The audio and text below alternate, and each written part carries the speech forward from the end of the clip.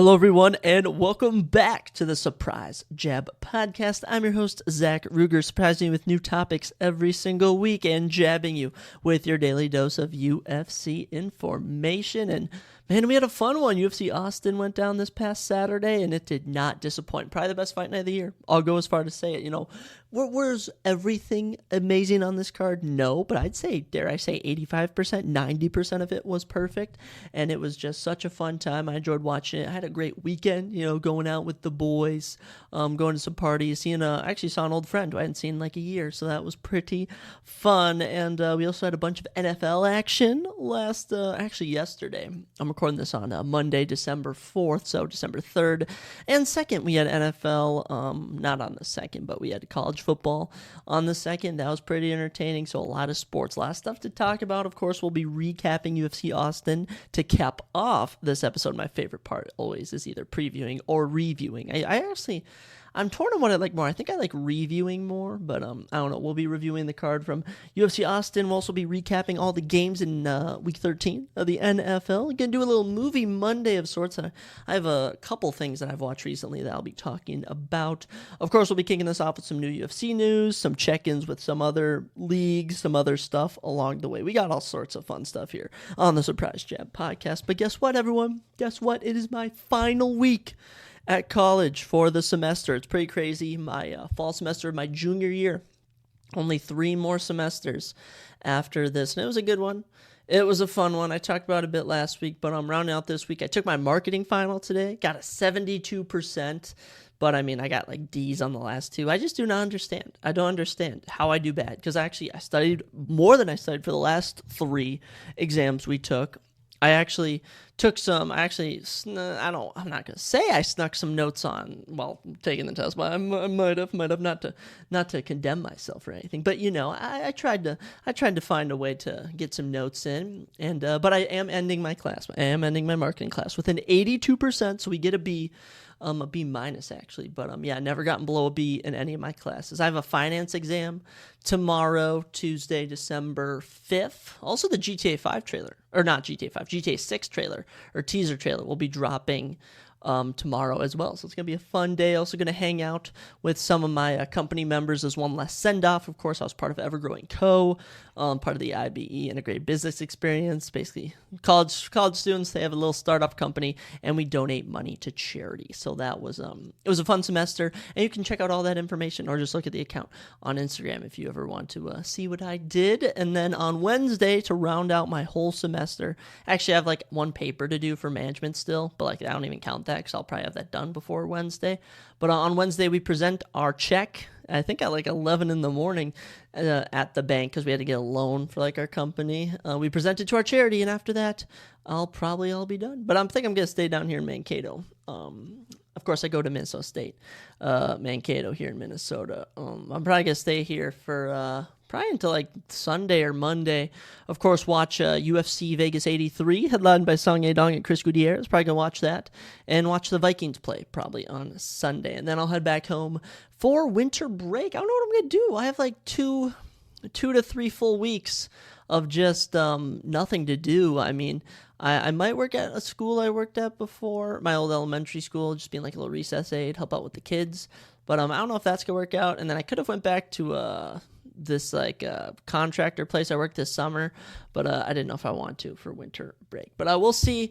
The future holds bright things for all of us. But yeah, nonetheless, let's get into some action here with some new UFC fight news, of course, and just fighting news in general, actually, from Bare Knuckle Fighting Championships, BKFC. There was a couple UFC veterans fighting each other. Jimmy Rivera, former top 15 bantamweight, was taking on Jeremy Stevens, top 15 lightweight in the UFC. Those guys have long been gone. Probably I think their last fights were in like 2021 or something. But they fought, and Jeremy Stevens freaking cut Rivera's eye, right above his eye, with 1 punch. And the fight was stopped after like the first round. I don't know how rounds work there or whatever, but pretty entertaining stuff there. I didn't really see the full clip of it, but good for Jeremy Stevens. He actually holds the most losses in UFC history. Fun fact. But, so good to see him getting a win there. And also Eddie Alvarez took on Mike Perry, which I just find absolutely insane that Mike Perry beat another UFC former champion in bare knuckle fighting. I mean, Mike Perry is just an absolute legend, making so much money out of the game fighting. You gotta love him. I think it was an absolute war. I was seeing some clips of it. People on like Instagram Reels or TikTok saying, "Look how many years these guys are taking out their lives," and they're just swinging at each other, almost dropping each other. And I'm like, "Oh, that's the gamble you take to make some money, fight another man."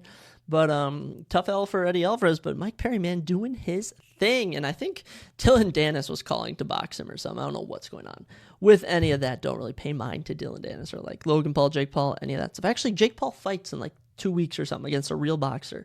I don't know if I'm going to check that out, but we'll see.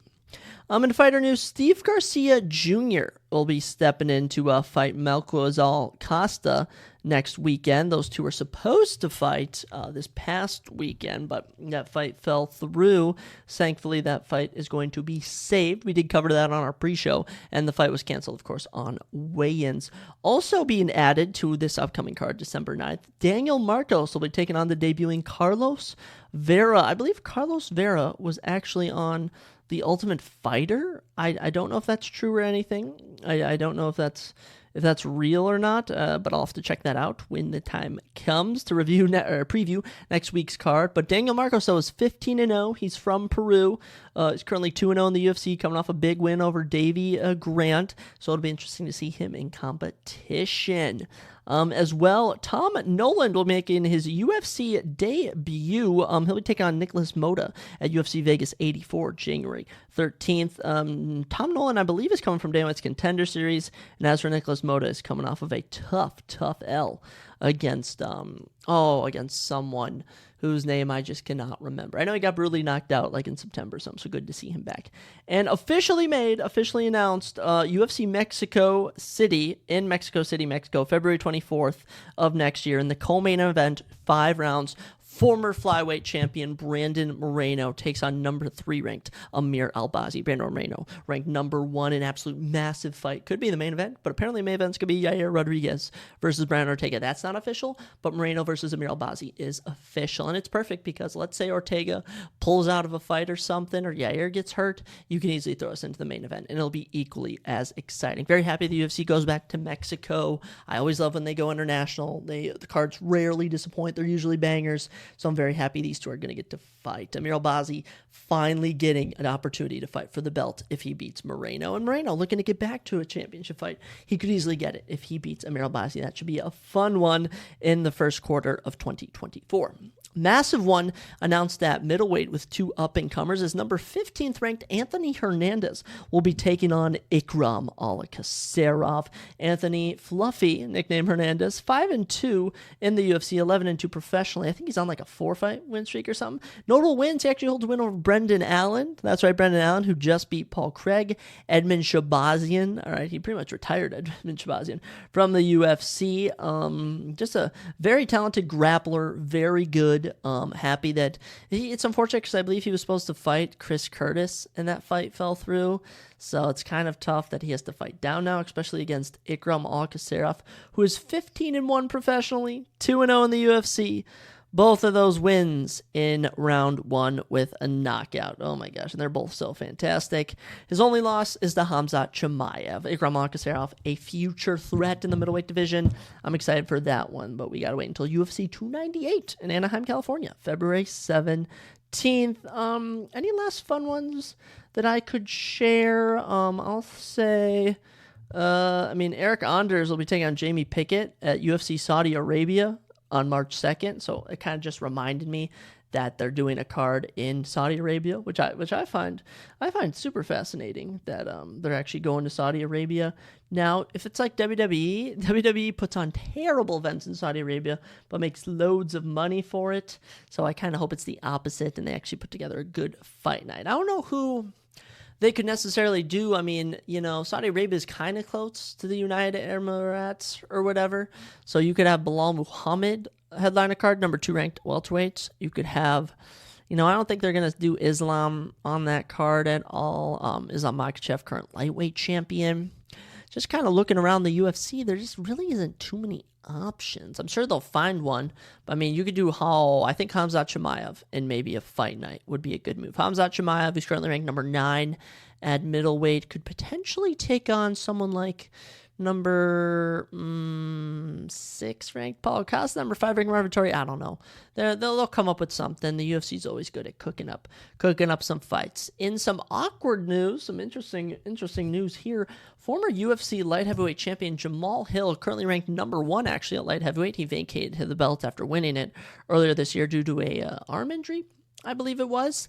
But he was actually arrested for domestic abuse against his brother. When that dropped, everyone started shaming him and stuff, but it turns out that's not the full story. Apparently, it wasn't actually like domestic abuse. They got in a dispute or something. I don't know if they hurt each other, if they were brothers, and he's hoping that the charges get dismissed or whatever. But I don't know. Pretty fascinating that was the case. I hope that Jamal Hill is able to get back to the octagon soon. I don't know if he's going to get an immediate title shot against Alex Pereira. He could, but you do have number 3 Magomed Ankalaev and number 7 Johnny Walker fighting soon, and number 4 Jan Blachowicz and number 5 Alexander Rakic fighting soon. So a lot of options at light heavyweight. We'll have to see what comes. And other than that, I don't believe any other big fight announcements. Of course, this whole thing with Ian Gary is just becoming such a villain in the UFC. I kind of love to see it, but at the same time, of course, his last time out against Neil Magny, Ian Gary basically labeled him a child abuser, just out of taunting him and stuff. And Neil Magny basically, and I quote, said, in itself, it had a lot more consequences than just nonsense at a press conference. There were literal screenshots being taken of headlines saying that I'm a child abuser and that I do this to my kids. There were screenshots being taken and put into apps and things like that. That would be abysmal in court, where I'm literally fighting for custody of my children. So it's kind of sad to see basically Neil Magny being labeled a child abuser and it having real world implications. So no word on who, I'm not going to say actually any more on that, just kind of feeling bad for Neil Magny a bit. I don't know if it's true at all, like the accusations, I don't think they are, but number 10 ranked Ian Machado Gary takes on number 8 Vicente Luque at UFC 296. Ian Gary, villain of the UFC, you love to see it. And number 13 ranked Neil Magny, actually, speaking of him, he'll be taking on Mike Mallet.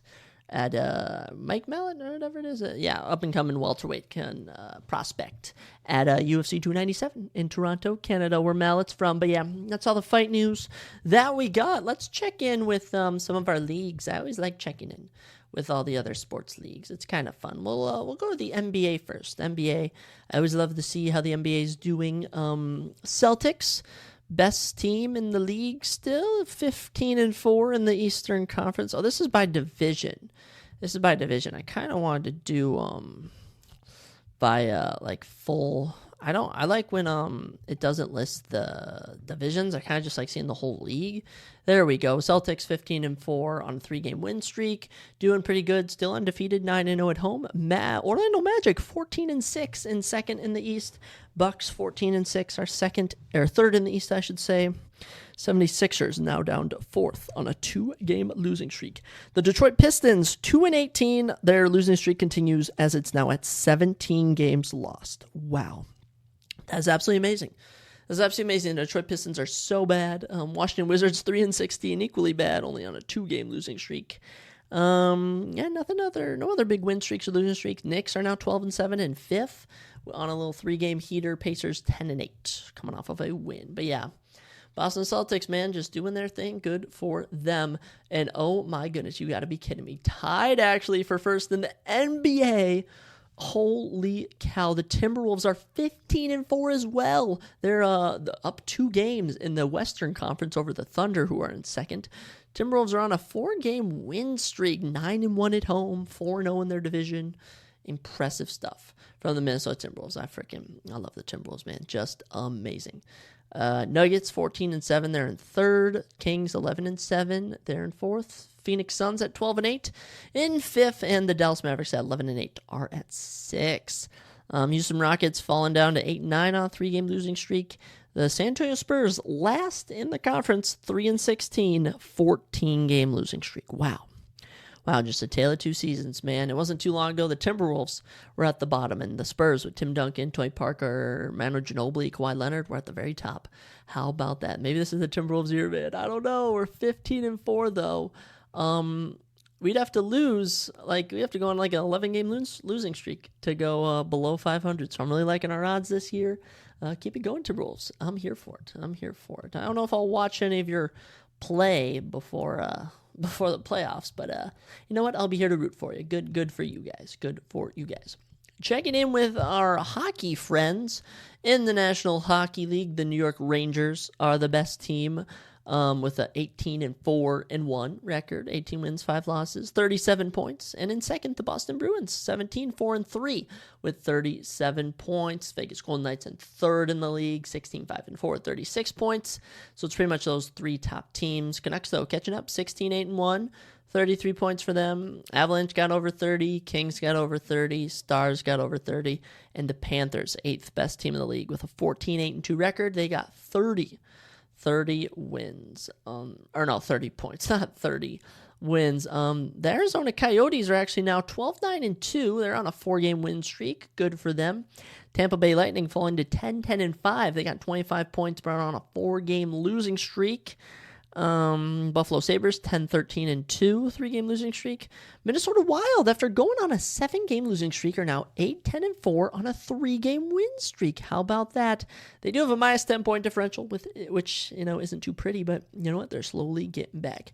And the worst team in the league, 6-17-2, the San Jose Sharks. But they actually have the same number of points as the Chicago Blackhawks, who are 7-16 at the 31st spot in the league. 3-game losing streak for Connor Bedard. Edmonton Oilers, 9-12-1, 4-game winning streak for them. I was able to catch a bit of the Wild and the Blackhawks game yesterday. It was Sunday, and you know what? It's pretty nice watching the Wild play when they're good, but when they're bad, man, they are bad. My buddies, they're hockey fans. They're always telling me basically what they what's actually going on in the film, or the film, what's actually going on in the game and stuff, so I can understand better.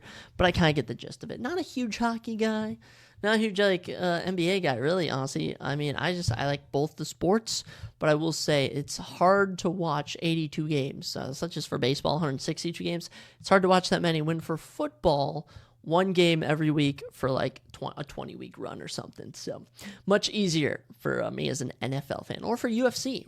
It's even more rare, even less. But fun stuff there. Let me tell you about a little Movie Monday action for you. That's right, Movie Monday plus TV shows. Movie Monday plus some TV shows. So I did watch a movie. I didn't actually finish it because I got bored at it. I watched Old Dads, starring Bill Burr, Bobby Cavalli, and Bokeem Woodbine. You would recognize all 3 of those guys. I know Bobby Cannavale has been in a number of things. I know he was in that one, what was it, Rampage movie with, what's his freaking name? The Rock. I know he was in that. What else has he been in? He's been in The Watcher on Netflix. Yes, I saw that. That was a good TV show. The Watcher. He was in Will and Grace in 2005. He's been in a number of other movies. Paul Blart, Mall Cop. He was in The Other Guys. Yes, I remember him in The Other Guys. He played Jim Paxton in Ant-Man. He played the stepdad.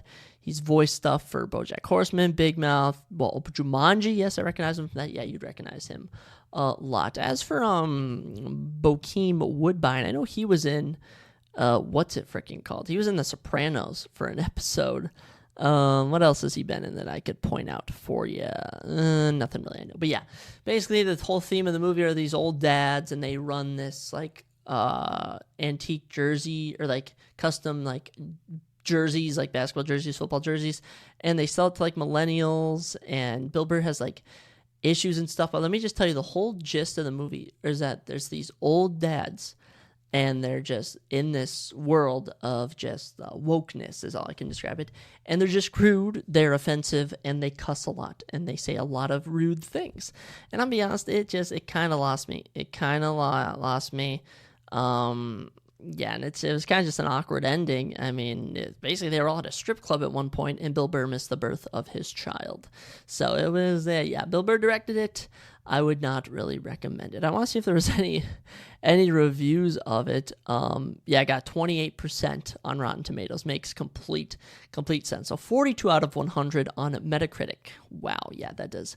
It was pretty bad. I couldn't even finish it. I was just that bored with it. And then I tried to watch The Night Before with Seth Rogen, Gordon Levitt or whatever, and Anthony, or what's his name, Falcon from the MCU, and I just couldn't watch that movie. They're just not. They weren't grasping my attention like some other shows do. But actually, you know what? I binge watched The Boys. I literally rewatched all 3 seasons of The Boys.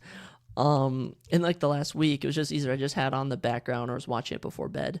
Let me just tell you, it is so good watching it a second time before, because then you're waiting for scenes, you know what happens in scenes. Man, such a good show. I recommend The Boys to anyone. And they actually released their season 4 trailer. All right, didn't say when it's coming out. Probably coming out in 2024 without a doubt. But yes, they did announce that The Boys season 4 is coming out.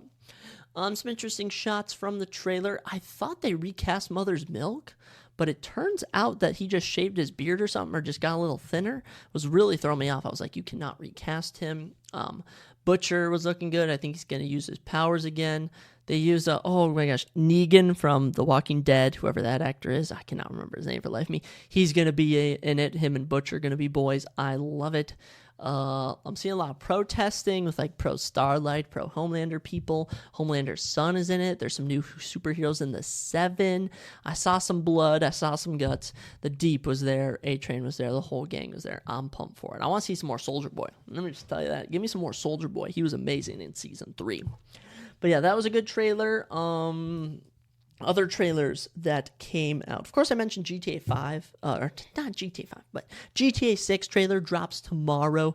Super excited for that. It's going to be a huge reveal.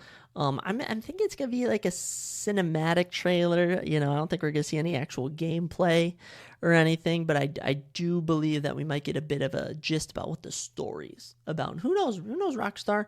They might whip up something where they show actual gameplay. We'll see, though. We'll have to see.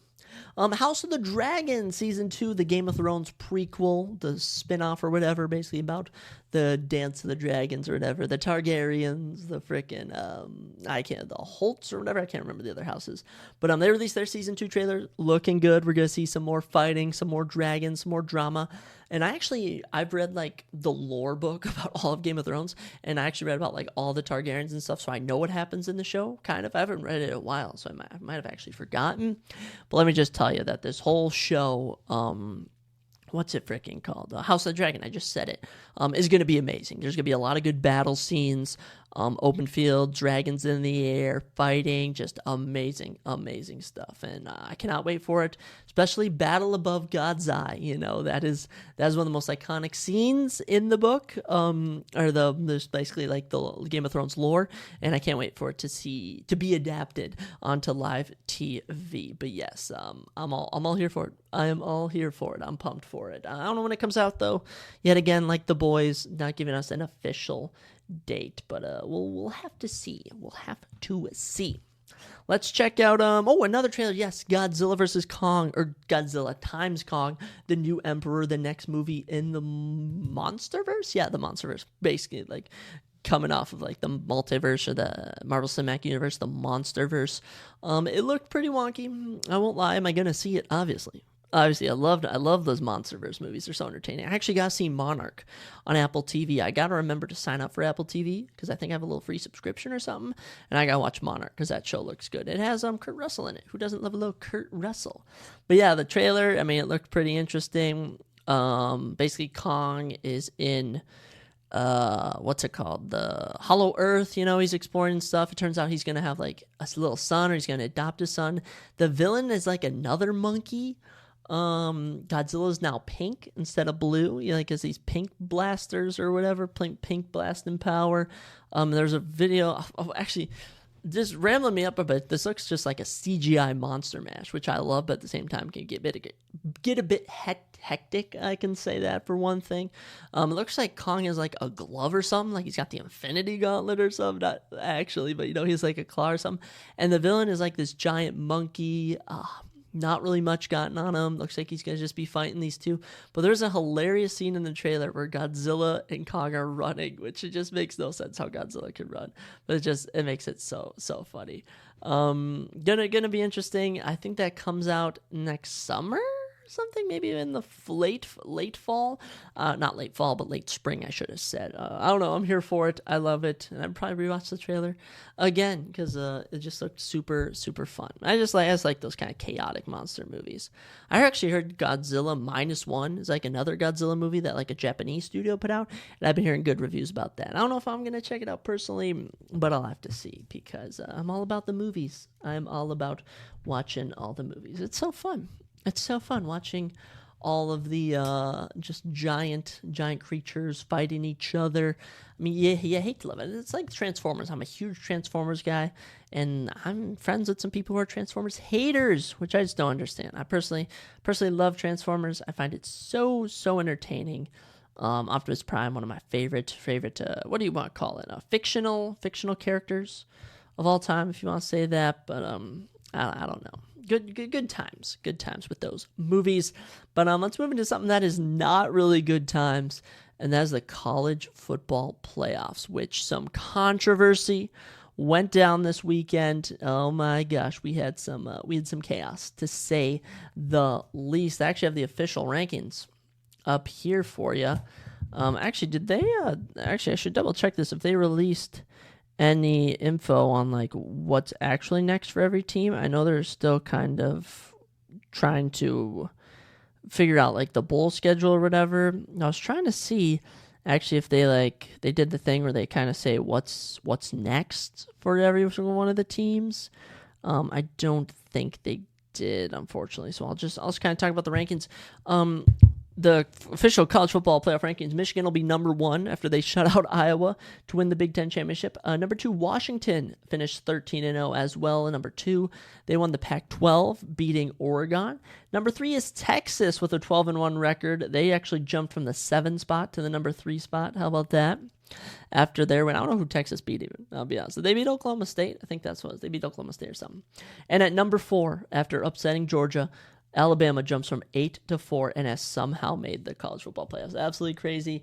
Florida State University, who goes 13-0, wins their conference championship or whatever, gets snubbed. And everyone's pissed about it. Everyone's mad. But at the end of the day, nothing to do. I actually thought Florida State should have been in. No, I don't even know. I don't even know how Texas got in, personally. It's pretty crazy there.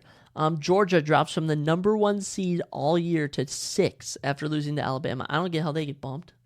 If I'm being honest, I don't get how they lose one game to Bama. All right.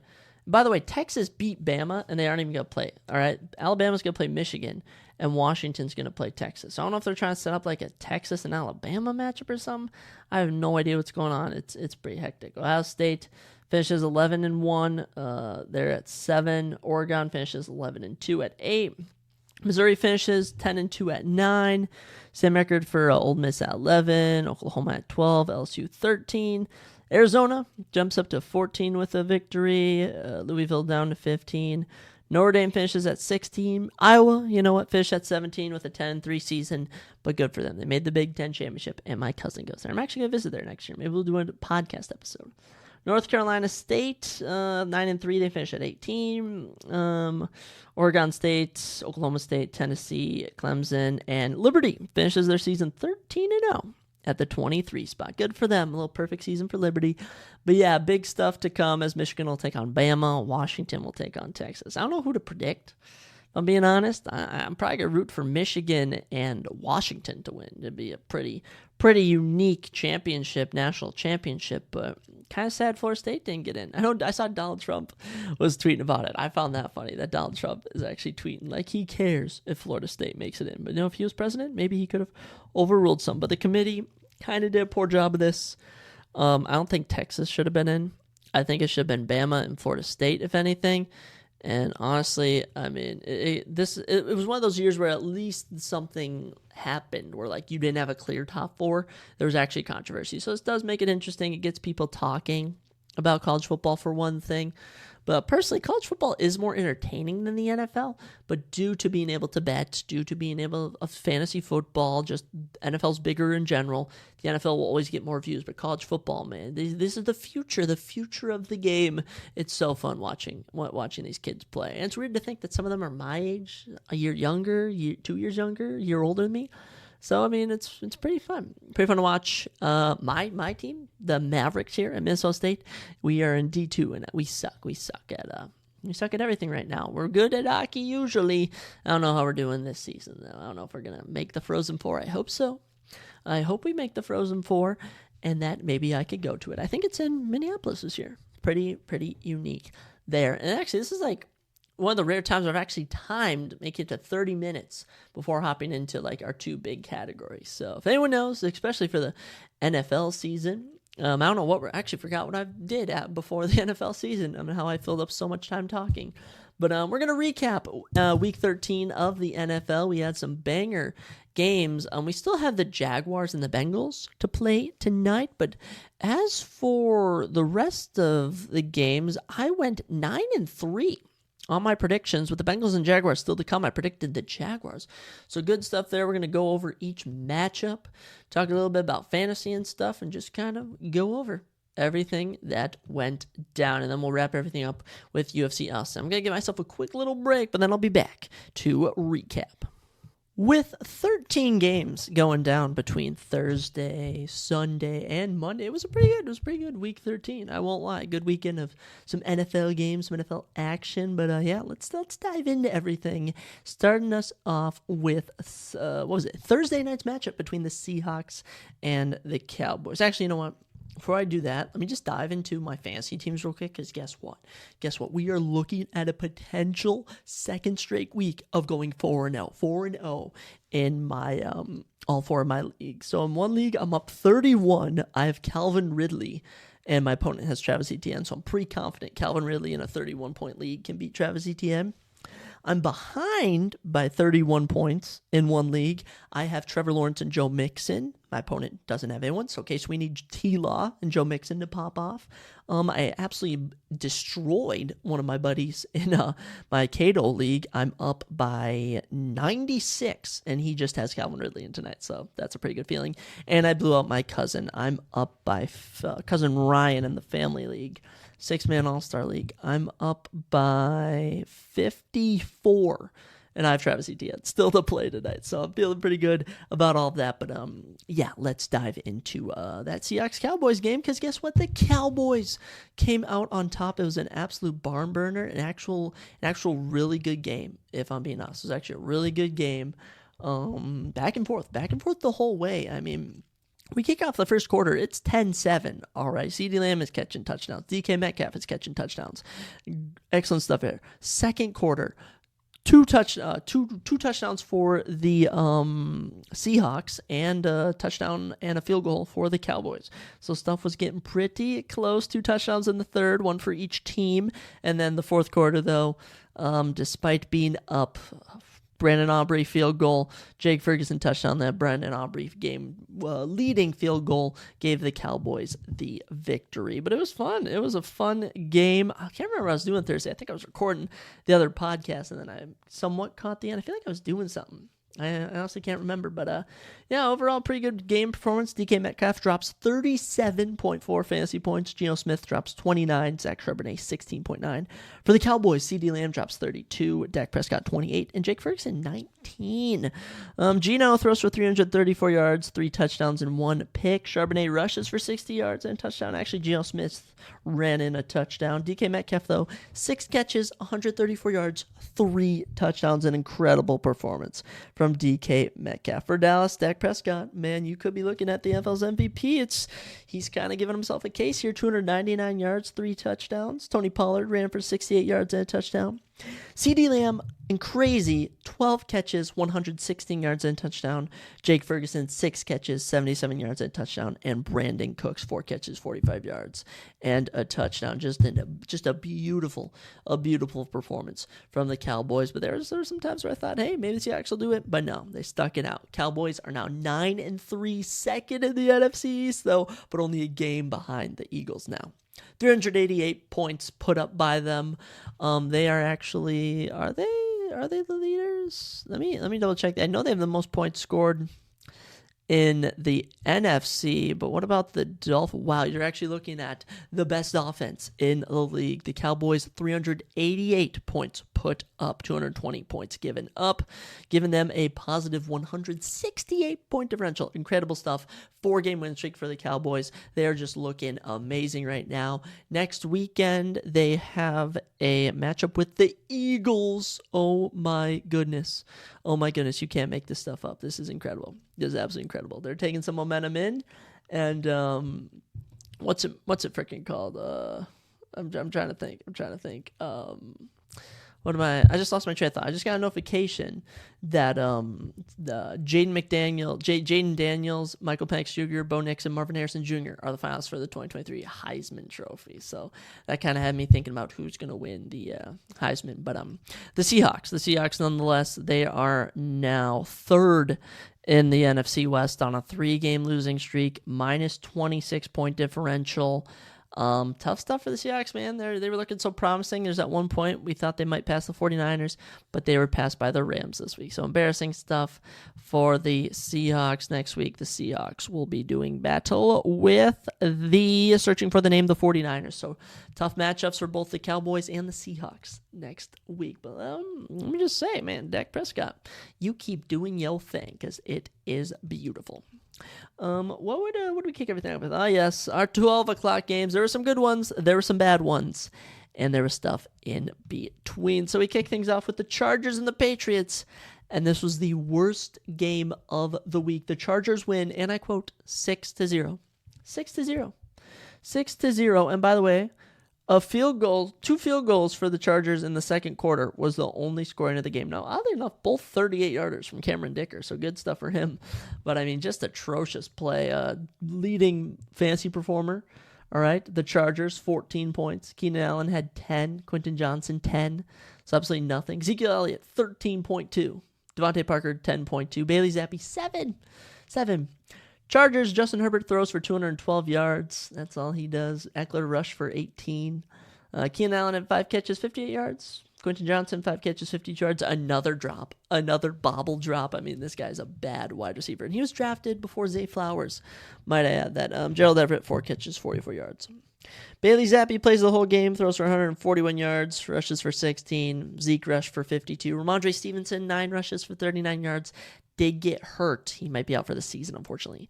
Devontae Parker, 4 catches, 64 yards. Zeke, 4 catches, 40 yards. Hunter Henry, 2 catches, 15 yards. Actually, Juju Smith-Schuster got a pass. Good for him. But yeah, just terrible play from 2 terrible teams. Chargers, though, snapped their losing streak. They're now 5-7.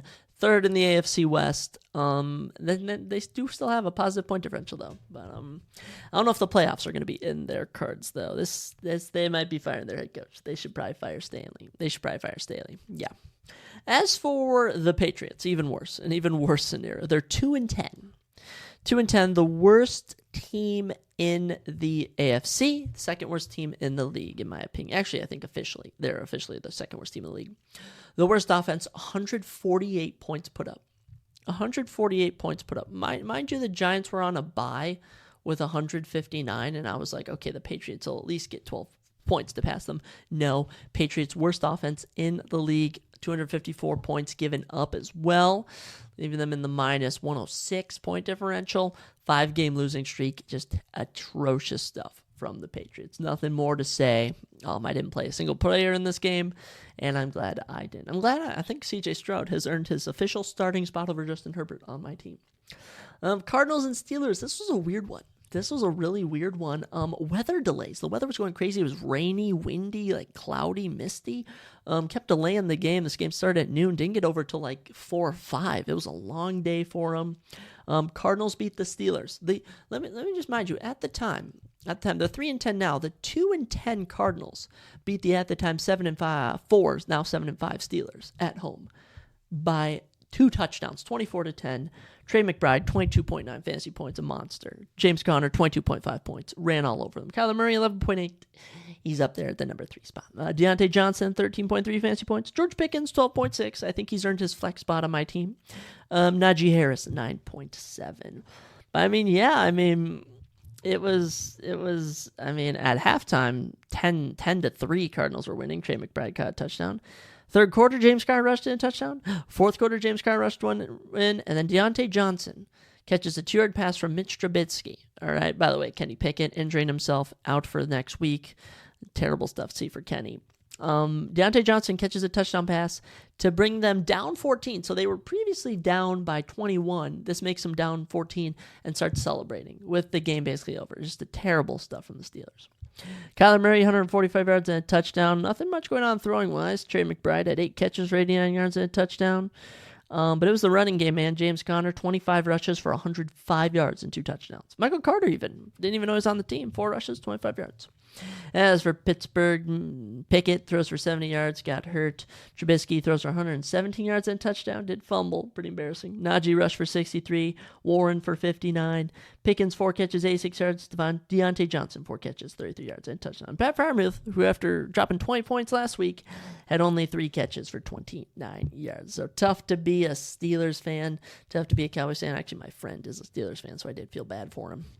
But you know what? It's just how it goes. Steelers are now 7-5, second in the AFC North, And here's the thing. The Steelers are actually ahead of the Bills to get into the playoffs. So you got 3 extra spots after the division winners. And right now, those are probably filled by Steelers, Browns, Colts, Texans. It's going to be a tie between those 4 at the moment. The Bills and the Broncos chasing those 4 teams. Incredible. It's going to be a crazy finish in the AFC. But, yeah, honestly, a lot of these divisions are wide open. Next weekend, though, Steelers play the Patriots. All right, so Steelers, if you don't beat the Patriots, there's something wrong with you. Let me just say that. That should be a very winnable game. I'll predict that the Steelers get it done, but I don't know. I don't know what to say. And as for the Cardinals, here's a team. Who were you talking about? Oh, what draft pick are they going to get? They're now 3-10. They're not even the worst team in the league. Not even the second worst team in the league, all right? Now, they do have minus 101 point differential, all right? They did snap a losing streak with this.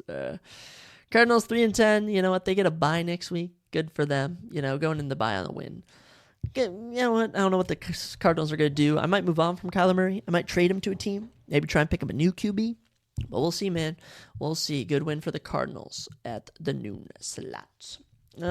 Next up, we had the Colts and Titans. This was an absolute heater. This was the only game my buddy Jaden did not predict the same as me, and it was funny. We were watching it, and we were just like, it was just going back and forth, and it was an absolute heater.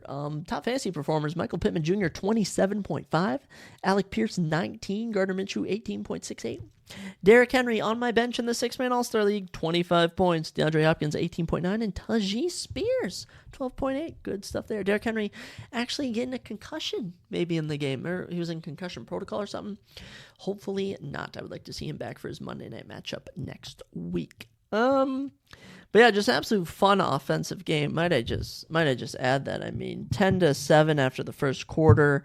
Titans were up after Derrick Henry punched a touchdown. Derrick Henry punched in another one to put him up 17-7, but after 2 more field goals, it was 17-16 at the half. Colts would take the lead in the third quarter before Titans getting a touchdown. Colts field goal, Titans touchdown. Everything was going crazy, and we went to overtime. It was pretty fun. Nick Foe kicks a 46-yard field goal, but then Michael Pittman Jr.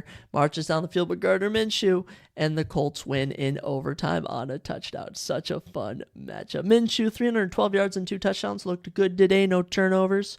Actually, 2 blocked punts for the Colts special teams, and the Titans fired their offensive coordinator or special teams coordinator after that. It was pretty funny. Zach Moss rushes for 51 yards. Not too hot there, but it was through the air. Pittman, 11 catches, 105 yards and a tutty. Alec Pierce, 3 catches, 100 yards and a tutty.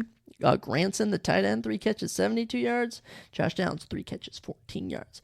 Tennessee, Will Levis, 224 yards and a touchdown, looked better today. Derrick Henry, 21 rushes for 102 yards and 2 touchdowns.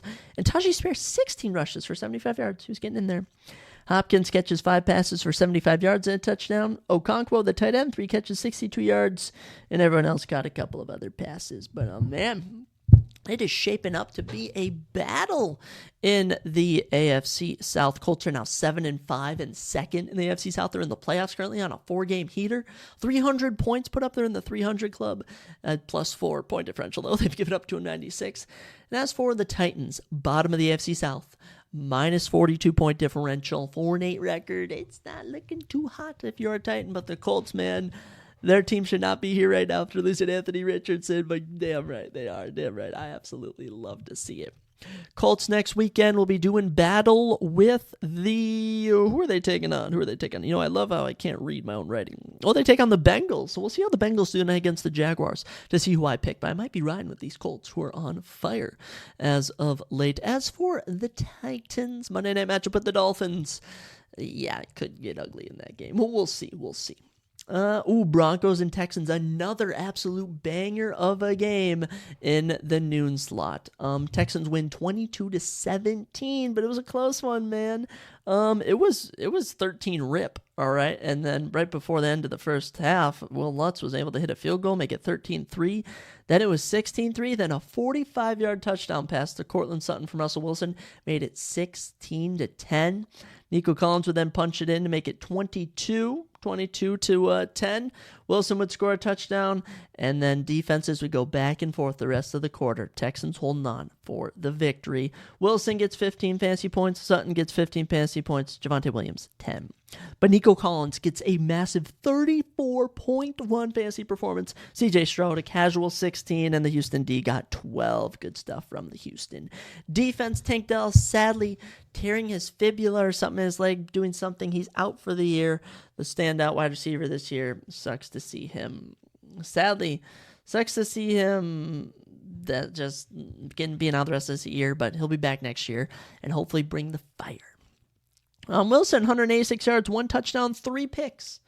All right, they showed a graphic before the game. He had the best touchdown interception ratio in the NFL with a 20-4, and he throws 3 picks this game, so it's pretty funny. Javonte Williams rushes for 46 yards. Wilson rushes for 44 yards and a touchdown, actually. Judy, 3 catches, 51 yards. Sutton, 2 catches, 77 yards and a touchdown.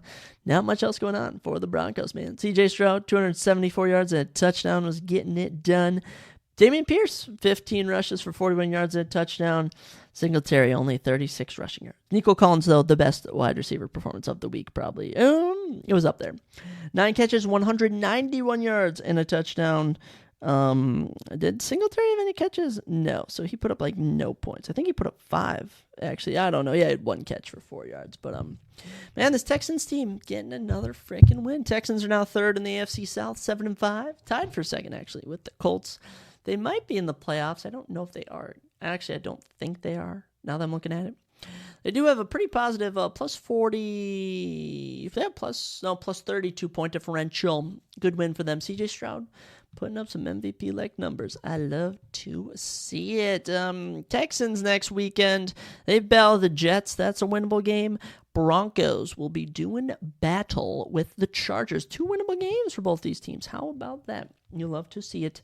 Another absolute... this was the game I was watching a majority of. The Lions and the Saints. This was another heater of a game. I loved it. Lions win 33-28. Sam Laporta puts up 29 fantasy points as a tight end. Incredible. I had him and I played him. It was a win-lose situation. Jared Goff, 16 fantasy points. Amon-Ra St. Brown, 12.9. Pretty quiet week from him. Alvin Kamara explodes for 28.9. Chris Olave, 16.9. Taysom Hill, my favorite dual threat tight end, with 15. Let me just say, the first 7 minutes of the game, 3 touchdowns from the Lions. Dave Montgomery run, Sam Laporta catch, Amon-Ra St. Brown catch, and I was like, wow, this is getting ugly. Second quarter, though, Jimmy Graham was able to catch a touchdown pass from Derek Carr, and then it was 24-7 after a Riley Patterson field goal. But coming out in the third quarter, I mean, the Saints were not ready to back down. An Alvin Kamara touchdown, a Taysom Hill touchdown, had this more of a game, and Riley Patterson would knock in a field goal, putting the Lions up more. Jameson Williams would then score a touchdown run. Failed 2-point conversion, but then Alvin Kamara, 7.5 minutes left in the fourth, would punch in a touchdown, but the Saints were not able to convert to round out the game, as sadly Derek Carr did come out with an injury. I don't know what happened to him, his leg, his ribs, or something. but unfortunately he can heal. Jameis Winston came in, but it was too little, too late. The Detroit statistics: Jared Goff, 213 yards and 2 touchdowns. David Montgomery, 56 yards and a touchdown. Jahmyr Gibbs rushed for 60 yards. Jameson Williams, of course, wide receiver, ran in on a little screen pass, a 19-yard touchdown. Sam Laporta, 9 catches, 140 yards and a touchdown. Most catches on the team. Monroe St. Brown, 2 catches for 49 yards and a touchdown. That was it. That was all that was pretty much going on. Derek Carr, 226 yards, touchdown and a pick. James Winston came in and on 2 throws, had 41 yards. Alvin Kamara, 51 rushing yards, 2 touchdowns. Impressive stuff there. Taysom Hill rushed for 59 yards and a touchdown. Crazy stuff from him. Olave, 5 catches, 119 yards. Kamara, 6 catches, 58 yards.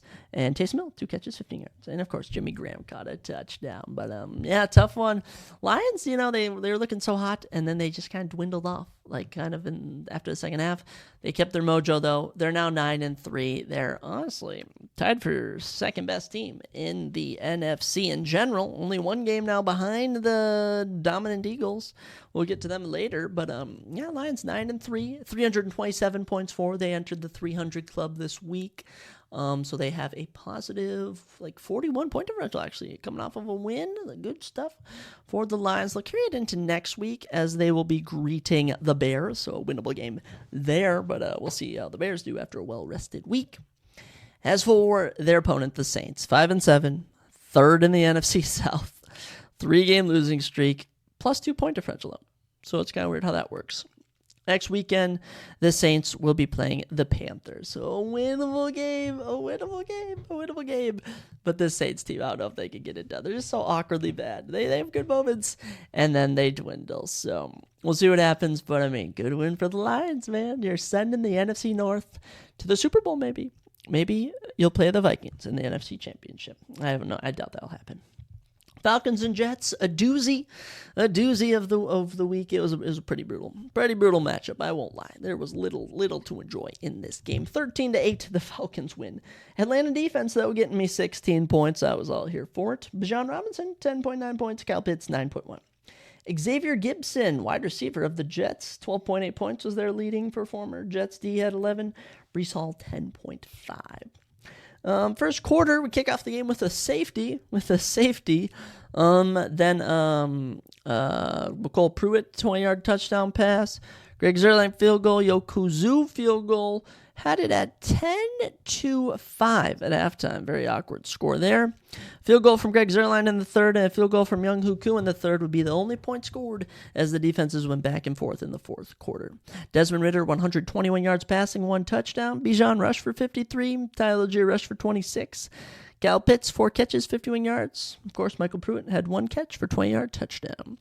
The Jets, Tim Boyle, 148 yards, an interception. I don't know if he got benched or if he got injured, but Trevor Siemian came in, threw for 66 yards.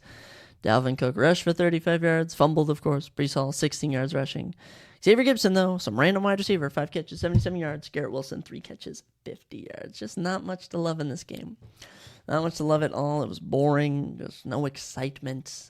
Falcons, though, 2-game win streak, 6-6. They're leading the NFC South. All right, it's crazy we have to send someone from the NFC South to the playoffs. If it was up to me, I'd send, if I get to send anyone else, of course I'm sending the Rams. Actually, I don't know. NFC, AFC is better than the NFC this year, honestly, in some regards. But Falcons are 6-6 with a minus 14-point differential.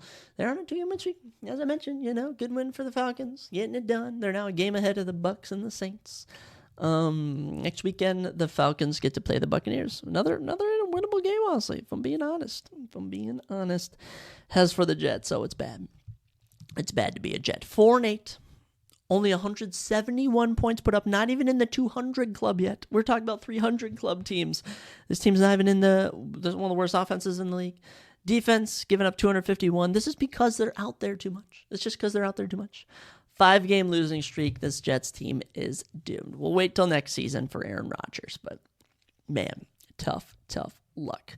Who did I mention? They play the Texans next week. Yeah, I don't think they're going to win that one. I don't think you're stopping C.J. Stroud. Best offensive performance. this was the best offense. Best offensive performance of the week, in my opinion. The Miami Dolphins blow out the Commanders to no one's surprise, 45-15. Another insane performance from Tyreek Hill, 32 fantasy points. Devin Achani getting back to his ways, 25 fantasy points, and Tua, 19. Sam Howell was the only person trying on the Commanders, 19 fantasy points. Antonio Gibson at 11, Curtis Samuel, 10. We kicked off the first quarter, and it was the 17 rip. All right, at halftime, I know what it was? I know what it was at halftime? 31-7. Okay, Devin Achani punched in 2 touchdowns in the third and fourth quarter, respectively. And that was that. Just a dominant performance from Miami. Tua, 280 yards and 2 touchdowns. Achani rushed for 73 yards and 2 touchdowns. Raheem Mostert even 43 yards and a touchdown. Tyreek Hill, 5 catches, 157 yards, 2 touchdowns. Jayden Waddle, 5 catches, 52 yards. Achani, 3 catches, 30 yards. I mean, just a dominant performance from this Miami team. Defense was looking good, too. Sam Howell, 127 yards and a pick, but he did rush in 2 touchdowns. That's what he did, only on 21 yards, though. Brian Robinson Jr., 53 yards rushing. Antonio Gibson, 35. Curtis Samuel, 4 catches, 65 yards. Antonio Gibson, 4 catches, 37 yards. No catches for Terry McLaurin. How about that? Terry McLaurin, a permanent bench spot on my team. Man, wow. Just a shockingly bad for the Commanders this year. Wow. Dolphins 9-3, 3 games ahead now in the AFC East. One of the best teams in the NFL in general. 384 points for. They're approaching that 400 mark. 266 points against them. They've been getting better. What is that? 100? Is that like 100 and either 118 or 108 point differential? Pretty impressive. 3-game win streak. Liking what I'm seeing from this Dolphins team, man. They play the Titans next week. Another winnable game. As for the Commanders, where to begin? 4-9, 4-game losing streak, even up 395 points. No other team is that close, all right? They're about to enter the 400 club in points given up, all right? Offense has put up 261, but 4-9. Commander season is over. It's easy to divvy up who's in the top half of the league and who's in the bottom half. The Commanders are in the bottom half. And who do they get to play next week? No one. They get a much-needed bye. You can catch them back in Week 15 when they play the Rams. But they need a bye. They definitely need a bye. Heading into our 3:30 games, we kicked off a little Buccaneers and Panthers action, and guess what? The Panthers almost won, 21-18. The Bucs hold on for the victory. Man, I was so sad. I was really hoping the Panthers would pull up the upset. I did pick the Bucs though, so I was kind of like, I picked them, so who cares? But oh man, they almost did it. Just kicking off the first half. All right, 7-3, very close.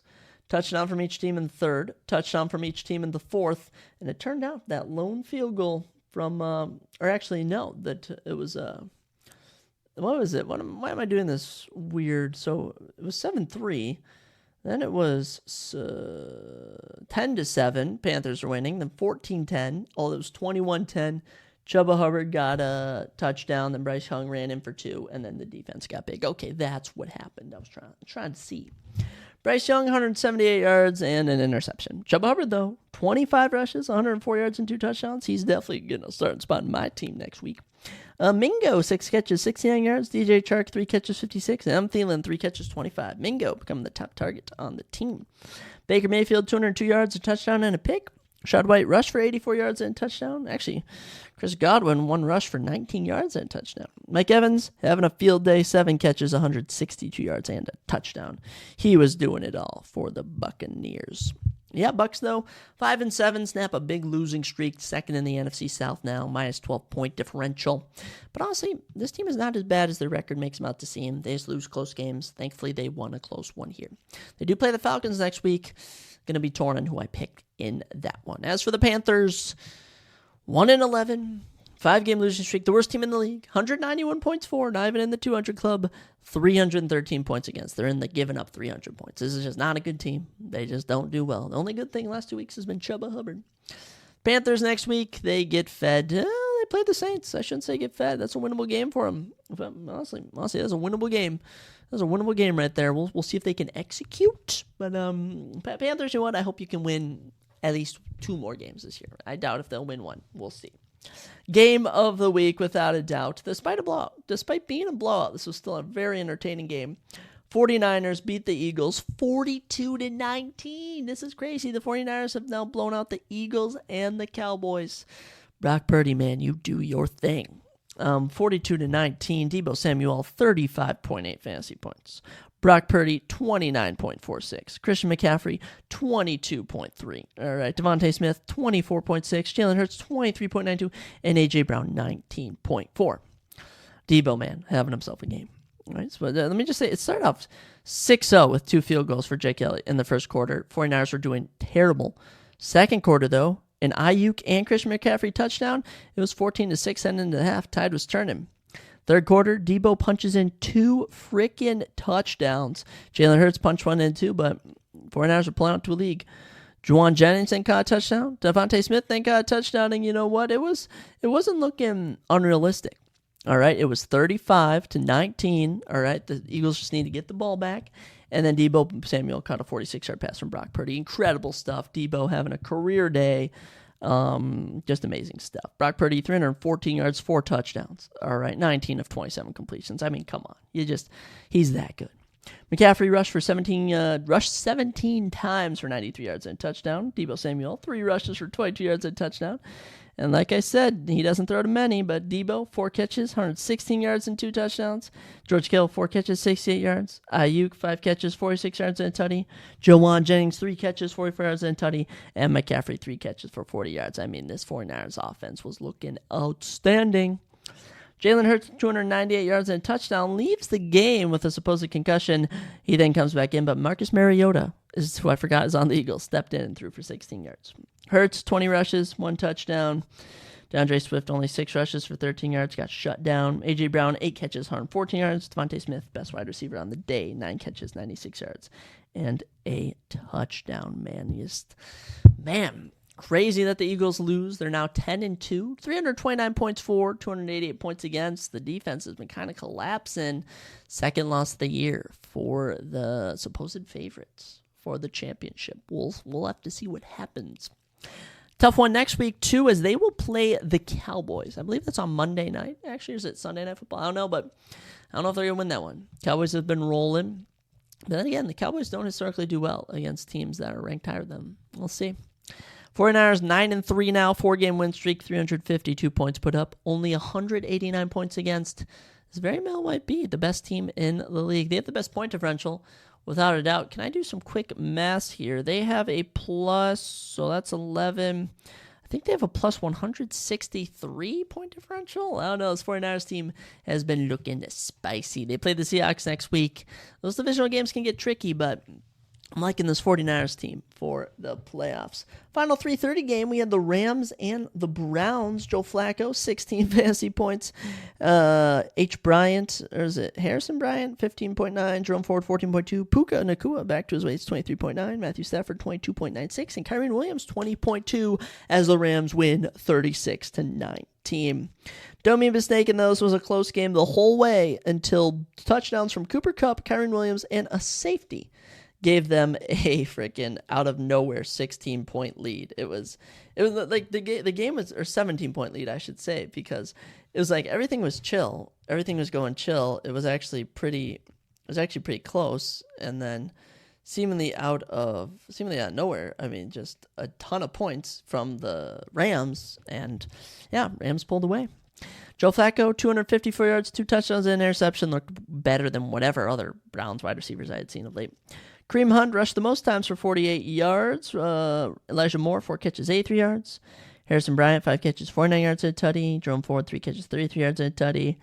Amari Cooper, only 3 catches for 34 yards. I think he hurt himself. Matthew Stafford, 279 yards and 3 touchdowns, was looking great. Kyren Williams rushed 21 times for 88 yards and a touchdown. Puka Nacua, 4 catches, 105 yards and a tutty. Tutu Atwell? No. Who's Robinson? DeMarcus Robinson?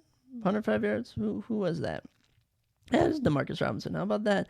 Cooper Kupp, 6 catches, 39 yards, and a touchdown. Finally did something this week. I was winning anyways, but still. Finally did something this week. Rams picking up a big win now. 6-6, 3-game win streak. They've swapped spots with the Seahawks for second in the NFC West. And they have a plus 15-point differential now. How about that? Good stuff from the Rams. The Rams will play the Ravens next week. Ooh, I don't know how I feel about that. I don't know if I like their odds in that. So the Browns, third now in the AFC North, 7-5, plus 13-point differential. 2-game losing streak, though. The Steelers have passed them. But both those teams are not looking too hot as of late, losing their QBs. We'll see what happens, but, man, good win for the Rams. And to round out Week 13, of course, we have the Jaguars and Bengals tonight, but our Sunday Night Football game, a crazy upset. Of course, it's the team I hate the most that had to do it. The Packers beat the Chiefs 27-19. Insane. Isaiah Pacheco, though, 21.3 fantasy points. Rashee Rice, 14.4. Patty Mahomes, 13. Christian Watson, 27.6 fantasy points. Jordan Love, 23.68. And Romeo Doubs, 11.2. From the get-go, just I could not believe I was watching. 14-6 heading into halftime. Chiefs couldn't even get a touchdown. Finally got one, but they were down 14-12 before a Christian Watson touchdown in the third quarter put them up 21-12. 2 more field goals from the Chiefs and a Noah Gray touchdown would land the Chiefs with one last shot to throw a Hail Mary. And I won't lie, there was some bad pass interference calls on that final drive. But when it's a skirmish for a Hail Mary, you can't really call pass interference because everyone's going up over each other trying to get the ball. But hey, man, crazy, crazy stuff. Patrick Mahomes, 210 yards, a touchdown and an interception, just not prone to his MVP capabilities. Isaiah Pacheco, though, 110 yards rushing, a touchdown. I freaking love this guy. I'm so glad he's on my fantasy team. Rashee Rice, 8 catches, 64 yards. Travis Kelce, 4 catches, 81 yards. They were doing their thing. But the Packers, though, Jordan Love, 267 yards, 3 touchdowns. A.J. Dillon rushed for 73 yards. Romeo Doubs, 4 catches, 72 yards. Christian Watson, 7 catches, 71 yards, and 2 touchdowns. A touchdown magnet. And Ben Sims. Ben Sims caught a touchdown pass. He's like the backup tight end or something. I don't know. Sadly, I have to admit, good win for the Packers. Chiefs now 8-4. They do have a plus, 69 or 67 point differential. But I mean, they'll win the AFC West. But I mean, I don't know how this Chiefs team is going to stack up with the Ravens or the Dolphins in the playoffs. I know they've already played this year, but the team's just been kind of looking off as of late. Chiefs next week, they get a matchup with the Bills. Ooh, that'll be a good one. That's what I'm excited for. As for the Packers, 6-6, still below the Vikings in the AFC North due to us having beat them. They do boast a plus 15-point differential. 3-game win streak, though, for the Packers. Their entire season has been turned around. This team was 3-6, and now they're 6-6. So, Packers, man, they're rallying. They're looking to get into playoffs. Who knows if they will, but they play the Giants next week, so that's a winnable game for them. Good win for Jordan Love, man. I just gotta give you respect. I hate giving the Packers respect, but I gotta be a respectable guy. Whole lot of NFL action, whole lot of fun. I actually watched all the games this week. Watching all the games kind of tires me out, if I'm being honest. It kind of tires me out just because of watching every game in and out. But hey, you know what? It was worth it. I had a fun time watching them. And I'll continue to do that the next month or two. Actually, 2 months. 2 more months of NFL. But yeah, that's all we got for NFL Talk. The rest of the episode, as to round us out, we will be recapping all the fights from UFC Austin. It was an amazing card, but I need a break. I need a quick little break. I can't believe how long I can go on about NFL for. I think I just went 37 minutes straight up talking about NFL. But I can't wait to talk about all the fights from this past weekend. We'll get to that in a second. Stay tuned.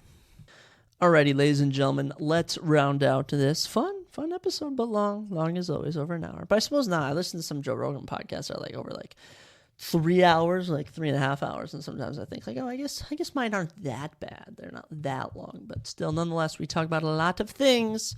And the last thing we'll be talking about is UFC Fight Night, Dariush versus Tazukrian, went down in Austin, Texas. This past Saturday. It was an absolute blast.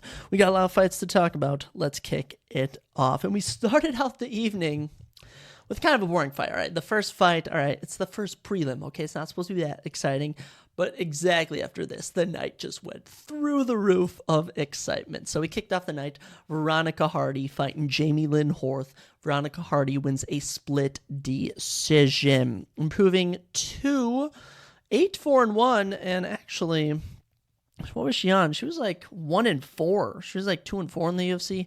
So this was a big win for her. Good job to Veronica Hardy. I didn't think she would get it done. Jamie Lynn Horth suffers her first professional defeat. Totals from the fight: significant strikes. Both women had 43, and both women landed a takedown. Looks like Veronica won round 1 and round 2, and Jamie Lynn Horth won round 3, but it was too little too late. Good stuff for the ladies, but had nothing really to talk about in this fight. Just your typical boring female MMA fight. Nothing to be offensive, but just saying, nothing too exciting. But then we got into our first finish of the evening. And by the way, every single finish on the night earned a performance bonus, except for one, which got a fight of the night. So Dana was feeling generous tonight as Jared Gooden gets a comeback victory on Wellington Turman to win a round in round 2 with a rear naked chokehold. Round 1, Wellington Turman landing a takedown, almost submitting him, almost knocking him out at times. Round 2, Jared Gooden started fighting back, getting in the mix. He almost drops him, lands a takedown, gets his back, and submits him with a rear naked chokehold. Excellent win for Jared Gooden, snapping a 2-fight losing streak. Love to see it. He is 2-4 in the UFC, but with a performance like that, a comeback performance like that, he'll be around for a while. As for Wellington Turman, he is now on a 3-fight losing streak and is an embarrassing 3-6 in the UFC. I don't know if Wellington will be around long, but Jared Gooden getting his 8th career submission victory. Good win for the Georgia native. You'll love to see it, man. You'll love to see it. But yeah, just, he was almost out at times. Wellington was almost getting him out there on the feet. Jared hung in there, came back in round 2, got it done.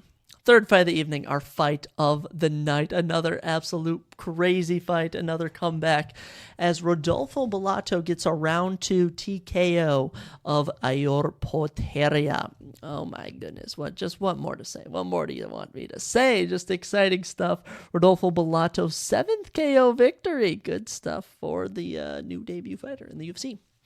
Rodolfo getting outstruck by Aior Poteria brutally in round number 1, 37-18, significantly 42-27 overall.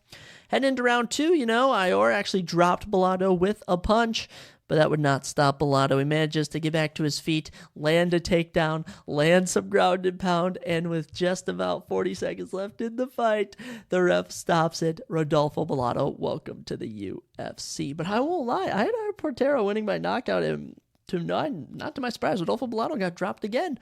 Guess what now? On a little 2-fight win streak professionally. Good stuff for him. That's for Aior Poteria. Now two straight knockout losses, and he's now 1-3 in the UFC. All 3 of those losses by knockout. Rodolfo, though, getting it done. Good win for Bellato in the light heavyweight division. Keep going, man. Both fighters got fight of the night bonus, so which means I'm assuming both will stick around. After this, though, things got pretty freaking nuts.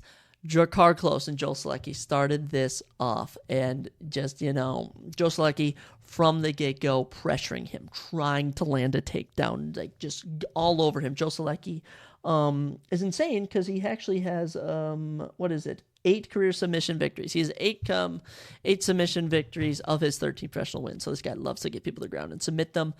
But Drakkar Klose would not go down. Joe locked in just what looked like an armbar or something, or an arm triangle or something, or it was an armbar. He locked in an armbar. Drakkar Klose slams him down the ground on his head and knocks him out. A slam finish for Drakkar Klose. Absolutely beautiful. Drakkar's 6th career victory by knockout. His 14th professionally, improves to 14. 2-1 is now on a 3-fight win streak. 6-1, by the way. His last 7 fights has only lost to Beneil Dariush since 2020. Drakkar Klose looking amazing. Honestly, I was loving what I was seeing from Drakkar. As for Joe, tough stuff there. Snaps a 2-fight winning streak for him. But Drakkar, man, I love to see. And that was crazy. I believe it was either the 13th or 12th slam finish in UFC history. Super rare thing. Never see it before. You rarely see it. But man, just absolutely crazy. Jakar Close getting a slam finish. And honestly, I was seeing some Instagram pages saying they want to throw Jakar Close in the rankings. Have him fight number 15 ranked Drew Dober. I love it at lightweight. That fight makes sense. I'm here for it. You can even have him fight Bobby Green, who lost earlier. Later, we'll get to him. But yeah, good stuff there. Next fight, you may be thinking, Zach, all right. By the way, everyone who gets gotta finish gets performance bonus, extra $50K for the winners. Love it. And you may be like, okay, all right, how are you going to top that? Well, Cody Brundage taking on Zach Reese. By the way, Zach Reese, 6-0. All finishes. Cody Brundage, 3-fight losing streak. His last fight, he was getting destroyed, then won by DQ. Very controversial. Comes out, Zach Reese is landing some punches on him, landing some stuff. Cody Brundage takes him down. Zach Reese locks in a tight arm triangle. Cody Brundage picks him up, slams him on his head. A second back-to-back round 1 slam finish KO. Insane. I think here's the stat I saw on the TV. There have been 12 slam finishes in UFC history. There have also been, I think 2 of them happened tonight. That's what it was. Insane.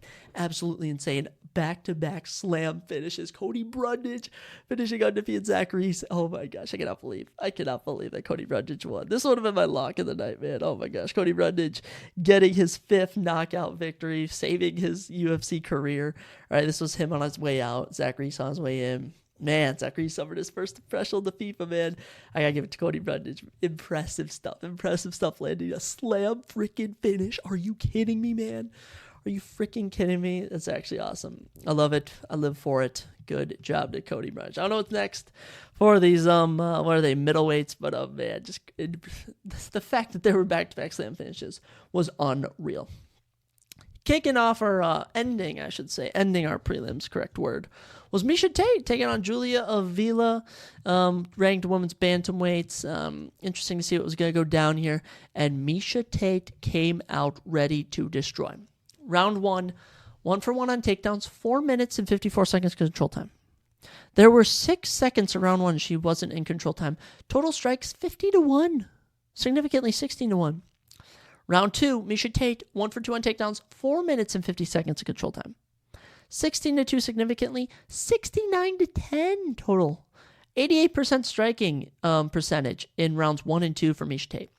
Round 3, Miesha Tate landed a takedown, locked in a rear naked chokehold, and that was that. Absolutely destroys Julia Avila, snapping Julia Avila's. Oh, Julia Avila had only one previous fight 2 years ago, but Miesha Tate, man.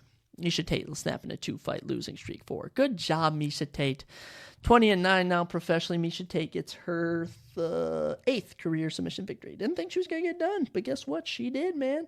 The Washington native, 37 years old, the mom, getting it done. Honestly, she was ranked 12th. I'm honestly moving her up to 10th. I'm moving her up 2 spots. I liked what I saw from Miesha Tate. Just lit this fire of just domination. And she was like looking, I don't know what, I was watching with all my buddies who don't watch a lot of fights. And they kept saying she was hot, so it was super funny. But man, good job to Miesha Tate. You're on your way out, but guess what? You're going up in the rankings. Good job to Miesha Tate getting a submission victory. Destroys Julia Avila. Wow. Julia Avila, I don't know what's next for you. You can fight an unranked women's bantamweight. I don't even know of any. But as for Miesha Tate, I think she has a fight with Holly Holmes coming up. I really think she does. I think her and Holly Holmes, that fight just makes sense. I think it should happen. I don't know if it's gonna happen, but I certainly encourage that the UFC makes that fight. I would definitely be excited to do that. But yeah, good win for Miesha Tate. Let's get into our main card, ladies and gentlemen. It wasn't ideal, right? I won't say it was ideal, but I go 3-3 on my main card predictions, leaving us at 231 and 80 on the year. So 231 correct, 80 incorrect. And this event actually put me over 500 correct picks all time. So since 2020, I've predicted, this is all unofficially, since I may have missed some, but I doubt I have, 502 correct picks, 357 incorrect. So that's not too bad of odds. Honestly, it's not too bad of odds. Looking back now, We were technically up all time. We're technically up looking at it. But, yeah, we kicked off the main card with Punahele Soriano taking on Dustin Stolfus. And my gosh darn it, Punahele Soriano lets me down yet again. Dustin Stolfus submits him in round number 2. I just could not believe it. I could not believe it.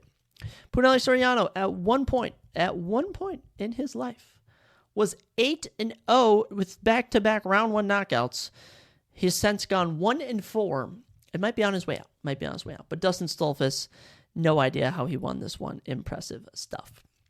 Round 1, kicking off, Dustin's just outstriking him. He took him down at one point. He dropped him with a punch. Dustin was looking good. Round 2, goes 3 for 3 on takedowns, takes him down, locks in a rear naked choke. I mean, he couldn't be denied. 3 rear naked chokeholds tonight. Pretty crazy. Oh, man.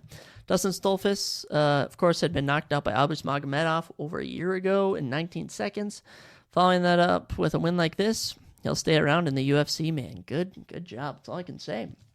Dustin's six career submission, the 32-year-old from Pennsylvania, staying in it. As for Punahele Soriano, man, I have no faith in this kid anymore. He's not even a kid. He looks like a kid, and he's in his early 30s. If the UFC ever goes to Hawaii, we can throw him on the prelims at some point, but just embarrassing. That's all I can say. Next fight up, Joaquim Silva and Clay Guida. I mean, this one was as crazy, as hectic as advertised. As average of a fight it was, I was still all for it. Joaquim Silva wins by unanimous decisions, 29-28 across the board. Totals from the fight, 46-43, significant strikes in favor of Joaquim Silva, 85-63 total in favor of Joaquim Silva. Joaquim goes 2 for 3 on takedowns for 2 minutes and 35 seconds of control time. Clay Guida goes 2 for 11 for 4 minutes and 23 seconds. Round 1, actually, Clay Guida outstriking Joaquim significantly, but towards the end of the round, Joaquim was pounding off on him and stole the round. Round 2 kicks off. Clay Guida coming out dominant, landing some takedowns, looking pretty good. Won the majority of the round. Round 3, man, Joaquim just landed a takedown, was avoiding some of Clay's punches, and snuck away with it. It sucked to see, man. Clay Guida, I like watching him, man. He's so fun. This was like his 62nd or 63rd pro fight. It's just how the cookie crumbles sometimes, man. But Clay Guida, 2-fight losing streak now. And since 2020, he's gone 3-4. I hope they can throw him on the UFC 300. Didn't look like he took too much damage. As for Joaquim Silva, he's now kind of average. He's kind of average. He lost to Arman Tsukrian last time out. But after tonight, it's more impressive Joaquim lasted until the third round with Arman Tsukrian before he got knocked out. But Joaquim Silva, good win for you. I'll give it to you. 13-5 now professionally. I don't know what to do with you. You're not really going to go up the lightweight rankings. You can fight anybody that's not a top dog. But let's get into our next 4 fights because they were all top 10 fighters, all top 15, I'll say, all of them. But we kicked it off. Sean Brady taking on Kelvin Gastelum in a welterweight showdown. Kelvin Gastelum, of course, was ranked, or currently is ranked number 11th at middleweight. That will definitely be changed. And Sean Brady was ranked number 9. Oh my goodness, this was a bloodbath from the get-go. Round 1, Kelvin Gastelum winning on the feet, but Sean Brady takes him down 3 of 3 times for 3 minutes and 22 seconds control time, dominating in round 1. Round 2, even worse, 1 for 1 on takedowns for 4 minutes and 31 seconds. 51 significant strikes, or 51 total strikes to 2 significant strikes, 8-2. Sean Brady's just control time was incredible.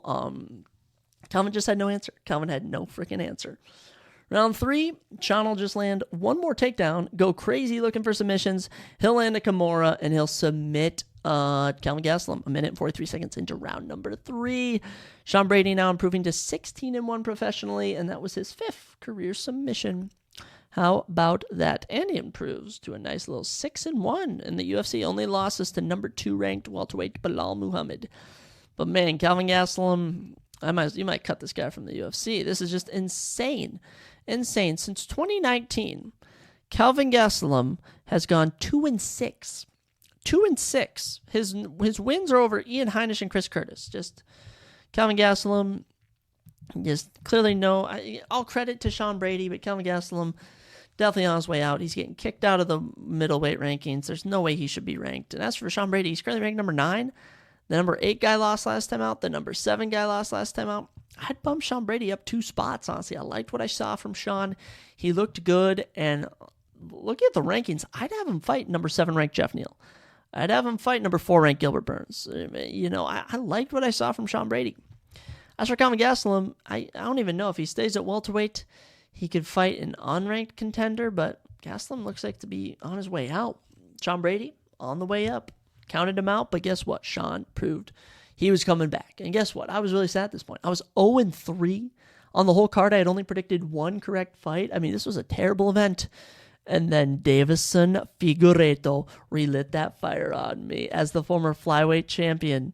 All right, is he still in the men's pound for pound? No, he's not, but still. The number 2 ranked men's flyweight took on the number 8 ranked Rob Font at bantamweight and got it done. Excellent win by Davison Figueiredo. 30-27 unanimous decision across the board. And despite round 1, you're going to be a little deceived here by the stats, but Rob Font actually outstruck Davison 22-10 in round number 1, but Davison landed 2 takedowns. When he was landing, you could see it more. And Davison won round 1, despite being outstruck double. I always find that fascinating. Round 2, Davison goes 1 for 2 on takedowns. Same number of significant strikes. Rob Font had 2 total strikes, but Davison almost dropped him. In round 3, Davison 20-9 significant strikes, 28-9 total strikes, 1 of 2 on takedowns for 2 minutes of control time. Davison would pull away with it, looked dominant, hand was still hand in air at the end, however you want to phrase it. And yeah, just outclassed Rob Font. Davison Figueiredo back in the win column. By the way, Davison Figueiredo has only lost to 3 men professionally. Okay, he's only ever lost to he's only ever lost to 2 men professionally. That's what I meant to say. And that is Jussier Formiga in 2019 and Brandon Moreno twice. So Davison Figueiredo, an amazing fighter. Love to see it. And actually, fun fact, he actually holds a win over your current flyweight champion, Alexander Pantoja. Beat him in a fight of the night in 2019. But he's now at bantamweight. He was calling out, I think he was saying he could fight Sean O'Malley. I think Peter Yan wanted a piece of him. He was calling out like Marlon Vera, Corey Sandhagen. But yeah, I like all these fights for Davison Figueiredo. He'll be ranked, I think they should throw him in at 8 in the rankings, bump everyone down. Sorry, Said Nurmagomedov, you're going to be unranked, but that's just how it goes. Maybe they unranked Ricky Simone. We'll see. Don't unrank Chris Gutierrez. He fights this weekend. But yeah, good win for Davison Figueiredo. He's got a lot of options. At bantamweight. His opponent, though, Rob Font. Rob is now 1-4 his last 5. 1-4 his last 5.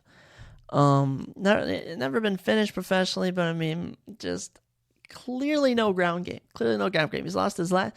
He's been taken out 11 times his last 2 fights out. I mean, just nothing for him.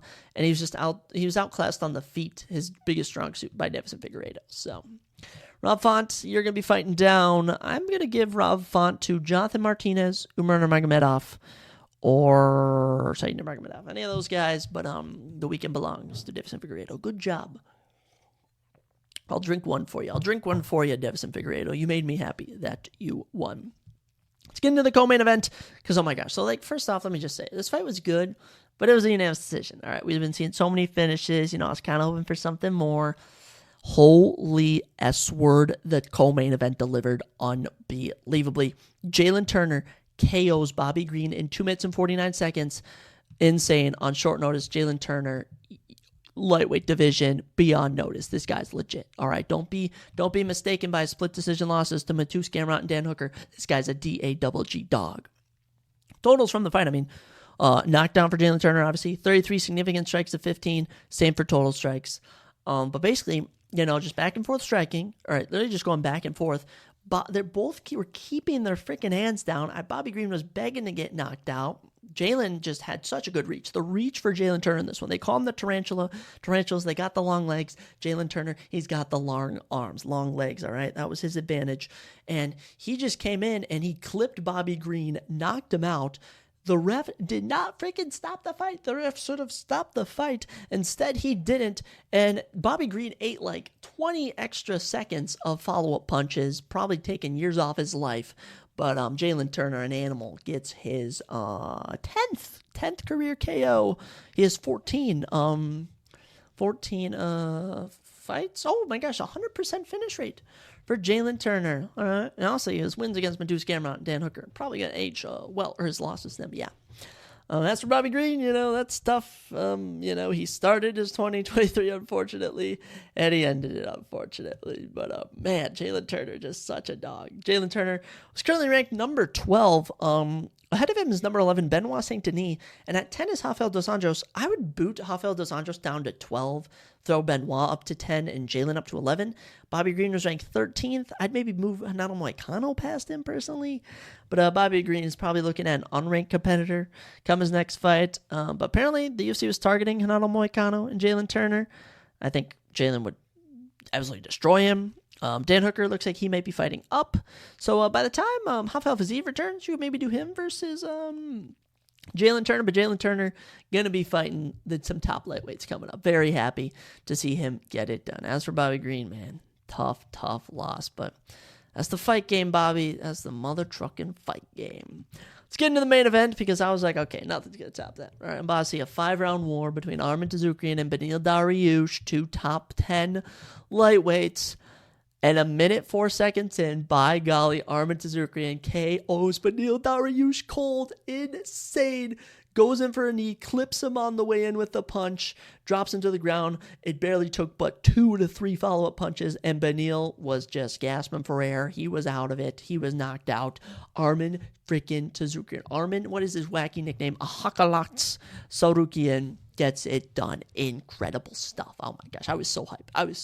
And this was right before I went out to the bars for the night. So I mean, this got me all amped before I went out for the night. I was loving it. Arman Tsarukyan gets his 9th KO victory. He improves to 21-3 professionally, and the 27-year-old is now the number 4 ranked lightweight in the world. If they rank Michael Chandler ahead of him, I'd be so pissed because he just beat number 4 ranked Beneil Dariush.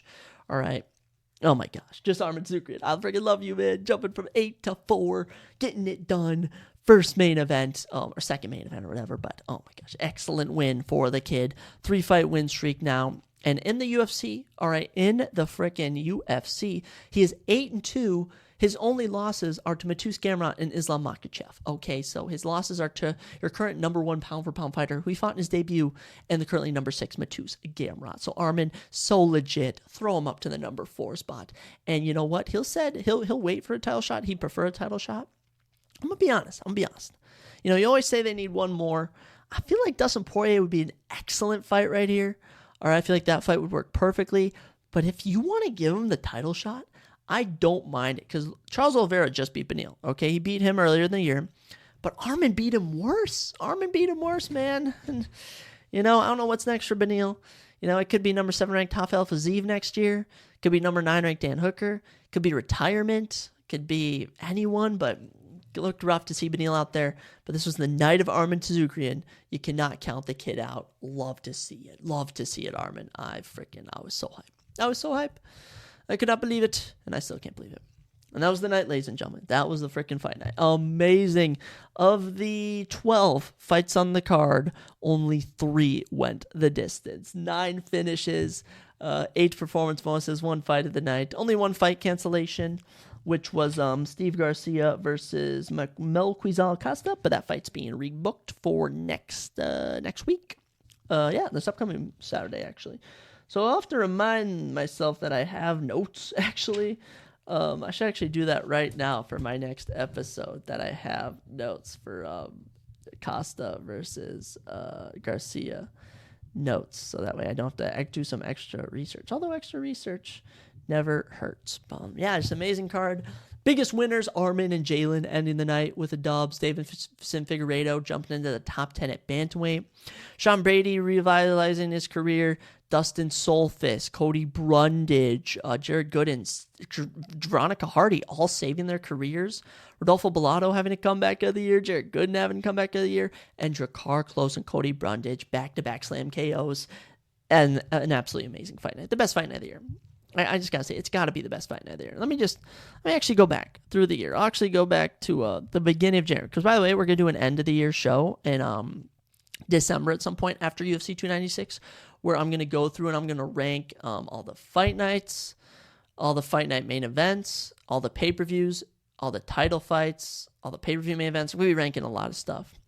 But just looking at the year, I mean, no Apex card topped this. No, not a single Apex card could top this. Jan versus Dwevasheli was in front of a crowd. No. Vera Sandhagen, no. Holloway Allen, no. I mean, nothing in the first half of 2023 topped that. I mean, not at all. Try some other good fight nights. You had Emmett and Topura, Jacksonville, Florida. That was a good card. That was a pretty good card, but it was not better than this one. Let's be honest there. Aspinall Tibura was good, not better than this. Sandhagen and Font, no way it was better. This was easily the best fight night of the year. Yeah, best fight card of, not fight card, though some pay-per-views were better, but best fight night of the year. Final one in front of a crowd before we obviously have UFC 296, but yeah. Excellent stuff. Next weekend, we're in the Apex. We're supposed to be in Shanghai, China. It fell through, but we do got some good ones, guys. All right, do not sleep on this Apex card. By the way, top 15 and actually a top 10, number 7 ranked Song Yedong is back for his second fight of the year, I believe, against number 14 ranked Chris Gutierrez. In the co-main event, top 10 light heavyweights as number 8 ranked Anthony Smith steps down short notice to fight the deadly number 11 ranked Khalil Roundtree Jr. Top 10 flyweights, Suma Darji and Alan Nascimento do battle. Nasrat Haqpassar and Jamie Malarkey, 2 great unranked lightweights, do battle. Winner could be getting a ranked shot for next. And a battle for the number 15 spot in the middleweight division as Junyoung Park takes on Andre Muniz. A number of other good fighters on the prelims. I mean, keep your eyes open for Tatsuo Taira and Daniel Marcos. We actually mentioned Daniel earlier on the episode. Going to be a fun one, and that'll be the final one I watch probably down here in Mankato, maybe. But yeah, then UFC 296 after that. But what a great way to kick off December, and one of the, if this fight card would have ended the year, like, I wouldn't even been mad. I wouldn't even been mad if you cancel the next 2 events. Like, this was a great way to just a great fight night. That's all I can say. That's all I can leave you with. And that's all I got. That's all I got, folks. A fun one. I always enjoy talking about UFC, talking about the NFL, movies and TV shows I watch, all sorts of sports and stuff. I could bring back some surprise topics, and occasionally I'll rank stuff, But in the meantime, just wrapping up my time here at college for the semester. I will have one more down here, and I'm debating that a big announcement for 2023 might be going, having live shows or recording live or whatever, maybe on YouTube or maybe just filming myself. So you might be getting an announcement about that in the future. But as for now, ladies and gentlemen, I hope you have an amazing, amazing week. I'll see you guys later in the week with another episode. But as for now, I'll catch you next time on the Surprise Jab Podcast. Have a good one, folks.